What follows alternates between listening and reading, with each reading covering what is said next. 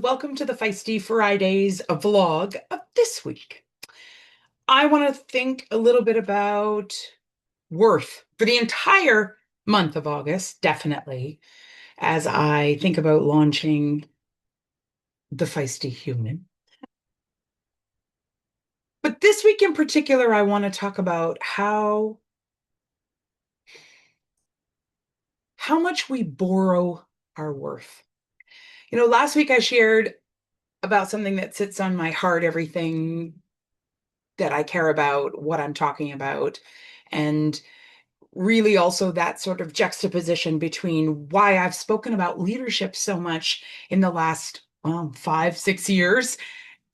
And yet today, in front of you right now, it feels like leadership is less important than this idea that there was nothing ever wrong with you or me and our worth. And yet, so much of what we talk about in leadership circles is that we need to fix what is broken. But if we base our thinking on the fact that nothing was actually ever wrong with us, we come to new realizations, or at least I do, and that's what I want to share.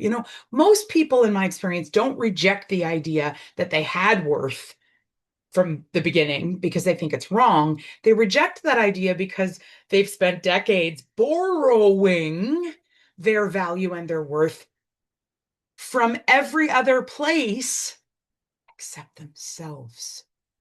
I did it. And honestly, I get this. And I get the feisty human journey. And I'm sharing it with you because this has been my journey.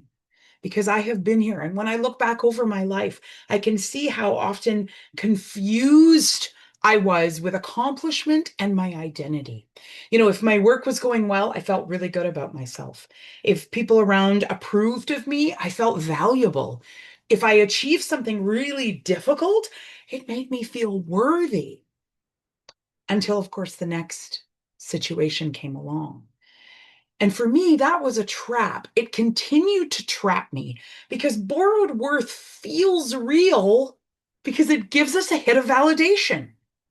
It's kind of like a drug, but it doesn't last. It wears out, which means we always have to keep chasing the next achievement. For me, I wanted to not just chase achievement, but the next compliment, the next title, the next few letters behind my name, maybe even the next milestone. And I continue to do this. And it's not because ambition is unhealthy that I'm bringing this up. It's because I accidentally asked my ambition to answer a question that it was never designed to answer. And that is to answer the question that I have about my worth. So think about how many things we have substituted, that I have substituted for worth. My career, definitely. My ability to parent. I have adult humans now that I parented, and I recognize so much of my identity was gleaned from how I was parenting them. My relationships, I've been in the same relationship for 33 years. And I have absolutely borrowed a lot of my worth based on the fact that I've been able to keep that relationship together. My productivity, I have used my productivity to be a metric for how much I feel valuable. And then, not to be outdone, my appearance. Definitely. The color of my hair, the color of my lips, the way that I present myself on stage, the way that I walk into a room, the way that I show myself on a video. You'll notice I've got a bit of different lighting today. The hair is a little different. I'm trying some new things. These are all things that I have borrowed to give me worth, and they continue to be things that I have to wrestle with. Um, Appearance is something many of us use to help us feel worthy. Certainly, social media tells us that if we look a certain way, we're going to be more worthy of attention and followers. But, for me, even my ability to help other people and to have a positive impact, that became something that I felt was a part of my worth. And absolutely none of these things, including lipstick color, are bad things. They're just unstable foundations for something as important as your and my identity.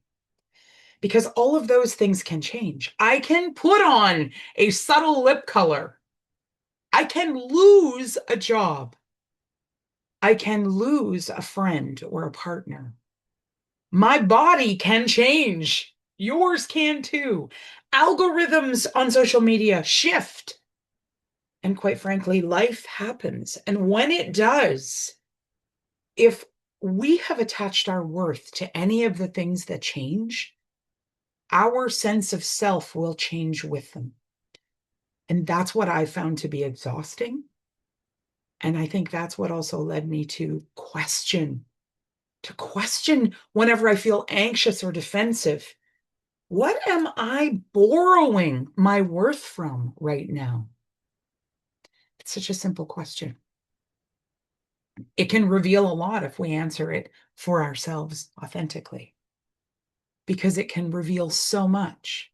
Sometimes I'm borrowing my worth from being competent, my ability to help other people, my ability to shoot a nice video, sometimes my ability to get things right. And awareness of that doesn't instantly solve it. I know this because I've been on this journey for about 12 years now. And the journey of awareness is so important, but awareness isn't the only thing. The good news is that your self-awareness can disrupt the cycle. It can remind you that maybe your nervous system isn't actually reacting to the situations that you find yourself in. Maybe it's reacting to the possibility that you borrowed your worth. And that is what's being threatened. And that, my friends, is the reason I created the Feisty Human. It's why I am transitioning from leadership conversations into humanity conversations, not because they're not attached to one another, but because I so desperately have had to grow and change in the journey of self. And honestly, I don't want anyone to feel like they have to stop growing or stop achieving. It's quite the opposite. It's how we are going to achieve. It is how we are going to learn and grow. Because I want you to think about not chasing achievement in, in search of your worth, because that puts you on a different life trajectory. And I can tell you that that trajectory is driven by fear, fear of change, fear of loss, fear of anything threatening you and your worth. But when you hold it intrinsically, you are driven by freedom.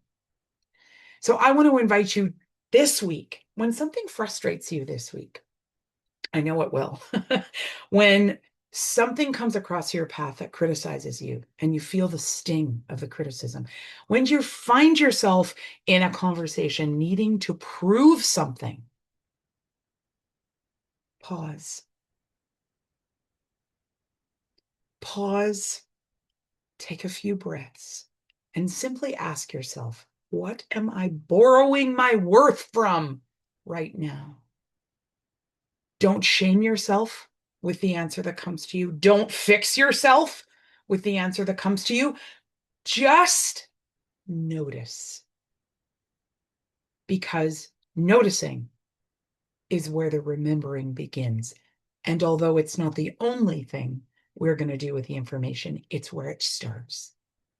Remember that the Feisty Human is really just about recognizing our worth should never be borrowed, because you and I, my friends, we already have it.